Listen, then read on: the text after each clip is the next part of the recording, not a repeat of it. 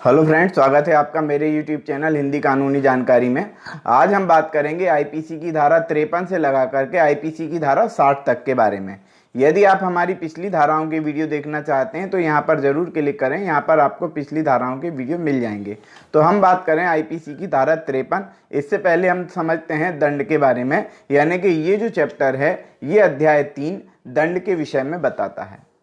वैसे मैं यहाँ पर बता दूं आपको कि दंड के जो सिद्धांत हैं वो 5 प्रकार के सिद्धांत यहाँ पर बताए गए हैं। वैसे हमारे यहाँ जो प्रचलन में है उसके बारे में भी हम बात करेंगे। सबसे पहले हम देखते हैं निवारणार्थ सिद्धांत, यानी कि इसमें जो दंड का प्रावधान है वो निवारण करने के लिए बताया गया है। दूसरा सिद्धांत बताया है कि प्रतिकारात्मक सिद्धांत। प्रतिकारात्मक सिद्धांत यानी कि बदला लेने की भावना से यदि कोई दंड दिया जाता है तो ये सिद्धांत उस पर लागू होता है, यानी कि हाथ के बदले हाथ, पाँव के बदले पाँव और जान के बदले जान, इस प्रकार से। और प्रतिरोधात्मक सिद्धांत भी यहाँ पर बताया गया है कि किसी को प्रतिरोध करना यानी कि उसको रोकना। अब अगला सिद्धांत जो बताया गया है, चौथा सिद्धांत सुधारात्मक सिद्धांत। ये सुधारात्मक सिद्धांत हमारे यहाँ पर लागू होता है और हमारे यहाँ पर यानी कि भारत में आईपीसी का जो जितना भी दंड का प्रावधान हमारे यहाँ किया गया है वो सुधारात्मक सिद्धांत है। हमारे यहाँ जिस व्यक्ति को भी कारागार में रखा जाता है उसको सुधारा जाता है, पढ़ाया लिखाया जाता है और समझाया जाता है इस प्रकार के कृत्य वो दोबारा से ना करें, इस प्रकार से। और अगला जो सिद्धांत होता है वो प्रायश्चित का सिद्धांत होता है, यानी कि किसी को प्रायश्चित देना दंड के अंतर्गत आता है। प्रायश्चित आदमी स्वयं अपने लिए निर्धारित करता है दंड, उसको हम प्रायश्चित बोलते हैं।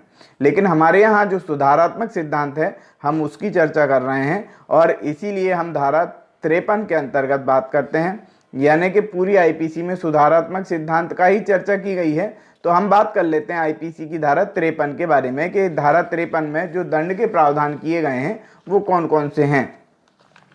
तो हम बात कर लेते हैं आईपीसी में की धारा 53 यानी कि दंड क्या कहती है।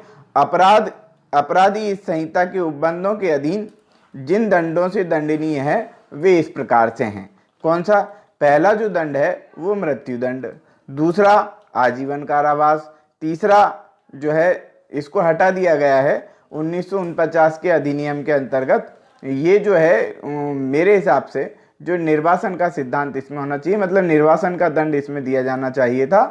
कुल मिला के काला पानी की जो सजा दी जाती थी अंग्रेजों के समय में, तो ये 1949 में हटा दिया गया है। तीसरा जो सिद्धांत है, मतलब तीसरा जो दंड का प्रावधान है वो निरसित कर दिया गया है। चौथा है कारावास, जो दोनों में से किसी भी भांति का होगा। दोनों में से किसी भी भांति का मतलब कठिन कारावास भी हो सकता होगा और साधारण कारावास भी हो सकता होगा, यानी कि दोनों में से किसी भी भांति का, यानी या तो सश्रम या फिर साधारण।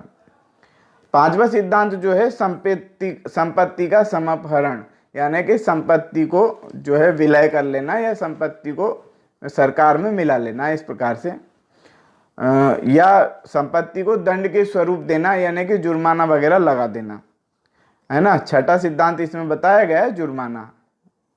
अगला हम बात कर लेते हैं आईपीसी की धारा 53 का के बारे में। हमने अभी पढ़ी आईपीसी की धारा 53, अब हम बात कर रहे हैं आईपीसी की धारा 53 का। आईपीसी की धारा 53 का क्या कहती है? ये कहती है निर्वासन के प्रति निर्देश का अर्थ लगाना। जहां शब्द निर्वासन आया हो, निर्वासन का मीनिंग होता है देश निकाले की सजा दी जाना। पहले जो होता था, जो छोटी छोटी रियासतें होती थी, छोटे छोटे राजा हुआ करते थे, छोटे छोटे राज्य हुआ करते थे, छोटे छोटे देश हुआ करते थे अपन ये कहें, तो इसमें क्या होता था, एक राजा के राज्य में यदि कोई व्यक्ति अपराध करता था तो उसको देश निकाले की सजा दे दी जाती थी। मृत्यु दंड देने के बजाय देश निकाले की सजा दे देते थे। इससे क्या होता था कि व्यक्ति का जीवन भी सुरक्षित होता था और वो उस राज्य में ना रहे और उस राज्य के लोगों को हानि ना पहुंचाए, ये भी हो जाता था। तो इस प्रकार से देश निकाले की सजा दे दी जाती थी। अंग्रेजों के समय में भी इसको अपन जो है काले पानी की सजा के नाम से जानते हैं, जो किसी एक आइलैंड पे भेज देना या किसी ऐसे स्थान पर भेज देना, किसी निर्जन स्थान पर भेज देना, और ऐसे मतलब जितने भी अपराधी हैं उन सबको एक ही स्थान पर भेज देना ताकि वो समाज में किसी प्रकार का नुकसान ना कर सकें और समाज के अन्य लोगों को भी अपराधों से प्रभावित ना कर सकें और अन्य लोगों को अपराध करने के लिए उत्साहित ना कर सकें, इसलिए उनको जो है निर्वासित कर दिया जाता था। लेकिन क्या हुआ कि आईपीसी की धारा 53 में हमने जो तीसरा पॉइंट पढ़ा ना, उसके अंतर्गत 1949 में उसको निरसित कर दिया गया, यानी कि हटा दिया गया। यानी कि अब किसी को भी काले पानी की सजा या देश निकाले की सजा नहीं दी जाती है। तो फिर क्या धारा 53 का में फिर ये बताया गया है कि यदि निर्वासन यानी कि वही देश निकाला या काला पानी, तो निर्वासन के प्रति निर्देश का अर्थ लगाना, यानी कि यदि कहीं पर शब्द निर्वासन आए तो फिर हम उसका क्या अर्थ लगाएंगे। निर्वासन का अर्थ देश निकाले से नहीं लगाया जा सकता, इसलिए अब हम उसका क्या अर्थ लगाएंगे, यहाँ पर 53 का को जोड़ करके इसमें समझा दिया गया है। क्या नंबर 1 उपधारा 2 के मतलब 1 उपधारा 2 के और उपधारा 3 के उपबंधों के अध्ययन किसी अन्य तत्समय प्रवर्त विधि में या किसी ऐसी विधि या किसी निरसीन अधिनियमित के आधार पर प्रभावशील किसी लिखित या आदेशों में आजीवन निर्वसन, यानी कि कहीं पर यदि आजीवन निर्वसन शब्द उपयोग में आया है, आजीवन निर्वासन शब्द उपयोग में आया है, तो उसके प्रति निर्देश का अर्थ यह लगाया जाएगा कि वह आजीवन कारावास के प्रति निर्देश है। यानी कि यदि कहीं पर कोई ऐसा निर्देश मिलता है जिसमें आजीवन निर्वासन लिखा हो, तो हम उसको आजीवन कारावास पढ़ेंगे। यानी कि अब निर्वासन तो किया नहीं जा सकता, इसलिए उसको आजीवन कारावास पढ़ा जाएगा और आजीवन कारावास ही दिया जाएगा। इस प्रकार से यहाँ पर इसका अर्थ लगाया गया है। दूसरा पॉइंट दिया गया है कि हर मामले में, यानी कि कोई भी मामला हो जिसमें ऐसी विधि के लिए निर्वासन का दंडादेश दंड प्रक्रिया संहिता संशोधन अधिनियम 1955 के प्रारंभ से पूर्व दिया गया है, यानी कि उस विधि को लागू होने के पहले यदि कोई निर्वासन का आदेश दिया गया है दंड प्रक्रिया संहिता के अंतर्गत, तो अपराधी उस प्रकार बरता जाएगा मानो उस अवधि के कठिन कारावास से दंडादिष्ट किया गया हो। यानी कि उसको ऐसा बताया जाएगा जैसे उसको कठिन कारावास दिया गया हो। यदि कहीं पर निर्वासित शब्द का उपयोग आया हो, ऐसी स्थिति में दंड प्रक्रिया संहिता के 1949 के पहले की स्थिति यहाँ पर बताई गई। नंबर 3, किसी अन्य तत्समय विधि में किसी भी अवधि के लिए निर्वासन या किसी लघुतर अवधि के लिए निर्वासन के प्रति कोई निर्देश लुप्त कर दिया, यह समझा जाएगा।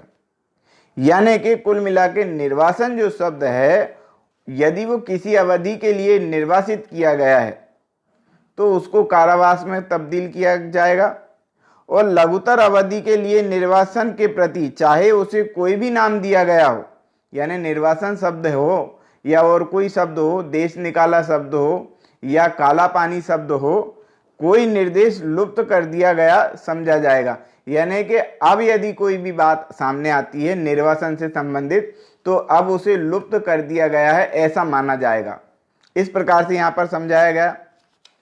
चौथा पॉइंट भी दिया गया है इसमें 53 का के अंतर्गत ही, किसी अन्य तत्समय प्रवर्त विधि में निर्वासन के प्रति जो कोई निर्देश हो, यदि कोई निर्देश हो तो उसके लिए क्या बताया गया, ये अगला पॉइंट इसमें दिया का करके, यदि उस पद में आजीवन निर्वासन अभिप्रेत है, यानी कि उस पद में, यानी कि उस पैराग्राफ में यदि कहीं पर आजीवन निर्वासन लिखा गया है तो उसका अर्थ आजीवन कारावास लगाया जाएगा। यहाँ पर ये समझाया गया। दूसरा पॉइंट भी इसी चौथे पॉइंट के अंतर्गत दूसरा पॉइंट दे दिया, यह पद किसी लघुतर अवधि के लिए निर्वासित अभिप्रेत है तो यह समझा जाएगा कि उसे वहां पर लुप्त कर दिया गया है।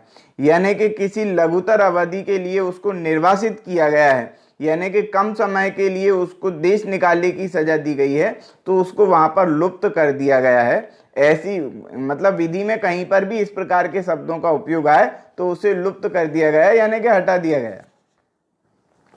अब हम बात कर लेते हैं आईपीसी के धारा 54 के बारे में कि आईपीसी की धारा 54 क्या कहती है। ये कहती है मृत्यु दंडादेश का लघुकरण, यानी कि किसी व्यक्ति को मृत्यु दंड दिया गया है तो उसको उसका लघुकरण किया जा सकेगा, यानी कि उसको छोटा किया जा सकेगा। अब मृत्यु दंड को छोटा कैसे करेंगे? मृत्यु दंड को छोटा करने के लिए उसको आजीवन कारावास में तब्दील किया जा सकता है या किसी भी भांति के कारावास से जो है तब्दील किया जा सकता है। तो इसमें क्या लिखा हुआ है धारा 54 में, इसको हम एक बार पढ़ लेते हैं। क्या लिखा है? हर मामले में, यानी कि किसी भी मामले में जिसमें मृत्यु दंड का आदेश किया गया हो, उस दंड को अपराधी की सम्मति के बिना, यानी कि अपराधी की सहमति लेने की उसमें आवश्यकता नहीं है, अपराधी की सहमति के बिना समुचित सरकार इस संहिता द्वारा उपबंधित किसी अन्य दंड में लघुकृत कर सकेगी, यानी कि उसको किसी भी अन्य दंड में तब्दील कर सकेगी, आजीवन कारावास वगैरह दे सकेगी। इस प्रकार से यहाँ पर बताया गया। अब यहाँ पर समुचित सरकार शब्द का उपयोग भी आया है, तो समुचित सरकार शब्द जो है हम धारा 55 में पढ़ेंगे, यानी 55 का में पढ़ेंगे। अभी हम पढ़ते हैं आईपीसी की धारा 55। धारा 54 और धारा 55 में समुचित सरकार का उपयोग शब्द उपयोग में आया है, तो उसको हम डिफाइन करेंगे धारा 55 का में। अभी हम पढ़ते हैं धारा 55। क्या कहती है धारा 55? ये कहती है आजीवन कारावास के दंडादेश का लघुकरण। धारा 54 में हमने पढ़ा मृत्यु दंड से यदि किसी को दंडित किया गया तो उसका लघुकरण, और धारा 55 में पढ़ रहे हैं कि किसी को आजीवन कारावास से दंडित किया गया है तो उसके दंड का लघुकरण, यानी उसको छोटा कर देना। हर मामले में, अब यहाँ पर भी धारा 55 बताया, हर मामले में जिसमें आजीवन कारावास का दंडादेश दिया गया है, यानी कि जिसको आजीवन कारावास दिया गया है उसको अपराधी की सहमति के बिना समुचित सरकार के बारे में हम आगे पढ़ेंगे। समुचित सरकार उस दंड का ऐसी अवधि के लिए जो 14 वर्ष से अधिक ना हो, दोनों में से किसी भी भांति के कारावास में लघुकृत कर सकेगी, यानी कि जिसको आजीवन कारावास से दंडित किया गया है उसको 14 वर्ष तक के कारावास तक के लिए जो है दंडादेश दिया जा सकता है, और वो भी जो है अपराधी की सहमति के बिना। अपराधी की सहमति तो वैसे मिली जाती है, अपराधी तो चाहेगा ही सही ना कि उसको कम से कम सजा मिले। हालांकि फिर भी यदि वो ये नहीं भी चाहे तो भी उसकी सहमति उसमें आवश्यक नहीं होगी और उसको लघुकरण किया जा सकेगा, छोटा किया जा सकेगा। अब हम बात कर लेते हैं आईपीसी की धारा 55 का के बारे में। आईपीसी की धारा 55 का समुचित सरकार की परिभाषा देती है। समुचित सरकार क्या होगी, यहां पर हम इस बात को समझेंगे। वैसे मैं आपको क्लियर कर दूं, पढ़ने के पहले आईपीसी में हम पढ़ेंगे तो हमको कम समझ में आता है, लेकिन हम पहले समझ लेते हैं तो आईपीसी की जो डिटेल हम पढ़ेंगे वो तुरंत हमको समझ में आ जाएगी। समुचित सरकार का मीनिंग ये है कि यदि केंद्र सरकार है, यानी कि केंद्र सरकार के अधीन कोई दंडादेश दिया गया है तो उसके अंतर्गत समुचित सरकार शब्द का उपयोग केंद्र सरकार के रूप में माना जाएगा। और यदि कोई दंडादेश ऐसा है जो राज्य सरकार द्वारा निर्दिष्ट किया जा सकता है, राज्य सरकार द्वारा दिया जा सकता है, तो उसका वहां पर समुचित सरकार से वो शब्द जो है राज्य सरकार से लगाया जाएगा। यानी कि कई स्थानों पर उसको केंद्र सरकार से समुचित सरकार माना गया है और कई स्थानों पर राज्य सरकार को समुचित सरकार माना गया है। इस प्रकार से हम यहाँ पर समझते हैं। धारा 55 का की हम परिभाषा को भी पढ़ते हैं, तो देख लेते हैं क्या लिखा हुआ है। धारा 54 और 55 में समुचित सरकार पद से क्या, का और खा दोनों दिए हैं 55 का में, तो हम पहले 55 का जो का पॉइंट है उसको हम पढ़ते हैं। उन मामलों में केंद्रीय सरकार अभिप्रेत है। किन मामलों में? जिनमें दंडादेश या मृत्यु का दंडादेश है या ऐसे विषय से जिस पर संघ की कार्यपालन शक्ति का विस्तार है, यानी कि जहां पर केंद्र सरकार का विस्तार जहां तक है वहां तक से संबंधित किसी विधि के विरुद्ध अपराध के लिए समुचित सरकार का उपयोग केंद्र सरकार से लगाया जाएगा, ये बताया। अब खा पॉइंट दिया गया, उन मामलों में उस राज्य की सरकार जिसके अंदर अपराधी दंडादिष्ट हुआ है, अभिप्रेत है, जहां की दंडादेश चाहे मृत्युदंड का हो या नहीं, ऐसे विषय में जिस पर राज्य की कार्यपालन शक्ति का विस्तार है, यानी कि राज्य की कार्यपालन शक्ति मतलब राज्य सरकार का जहां तक विस्तार है वो बताया, संबंधित किसी विधि के विरुद्ध अपराध के लिए है। तो जहां पर राज्य सरकार का विस्तार है वहां पर राज्य सरकार, और जहां पर केंद्र सरकार का विस्तार है वहां पर केंद्र सरकार समुचित सरकार से शब्द का उपयोग माना जाएगा उस स्थान पर। यहाँ पर धारा 55 का में ये बताया। अब हम पढ़ लेते हैं आईपीसी की धारा 56 के बारे में। आईपीसी की धारा 56 आपराधिक विधि, इसको निरसित कर दिया गया है, इसके बारे में इसलिए हम ज्यादा नहीं पढ़ेंगे। धारा 56 आपराधिक विधि जाति भेदभाव बहिष्कार अधिनियम 1949 द्वारा निरसित कर दी गई है, यानी कि हटा दी गई है। हम पढ़ लेते हैं आईपीसी की धारा 57 के बारे में। दंडावधियों की भिन्न, इसको हम पढ़ते हैं। दंडावधियों की भिन्न की गणना करने में आजीवन कारावास को 20 वर्ष के कारावास के तुल्य समझा जाएगा। यानी कि कोई ऐसा कारावास है जो आजीवन कारावास से दंडित किया गया है, तो ऐसे समय में जो है 20 साल तक के कारावास के समतुल्य उसको समझा जाएगा, यानी कि 20 वर्ष का कारावास उसको दिया गया है, इस प्रकार से उसको समझा जाएगा। धारा 58 दंड प्रक्रिया संहिता 1955 द्वारा निरसित कर दी गई है, यानी हटा दी गई है। धारा 59, धारा 58 और धारा 59 दोनों ही हटा दी गई है, वो भी कहा है दंड प्रक्रिया संहिता संशोधन अधिनियम 1955 के द्वारा, दोनों ही हटा दी गई है। अब हम पढ़ लेते हैं आईपीसी की धारा 60। आईपीसी की धारा 60 क्या कहती है? दंडादिष्ट कारावास के कतिपय मामलों में संपूर्ण कारावास या उनका कोई भाग कठिन या साधारण कारावास हो सकेगा। धारा 60 ये कहती है कि यदि न्यायालय द्वारा यदि कोई कारावास दिया गया है, देखो दोनों में से किसी भी भांति का कारावास दिया जा सकता है, यहाँ तो ये पूरी आईपीसी में ये बताया गया है। धारा 60 को हम समझ रहे हैं तो पूरी की पूरी आईपीसी में ये बताया गया है कि दोनों में से किसी भी भांति का कारावास उसको दिया जा सकेगा जो अपराध करता है। लेकिन हम यहाँ पर ये समझ लें कि कोई भी न्यायालय इस प्रकार का फैसला नहीं दे सकता कि दोनों में से किसी भी भांति का कारावास दिया जाए। उसको ये डिफाइन करना होगा कि वो साधारण कारावास देना चाहते हैं या कि मतलब कठिन कारावास देना चाहते हैं।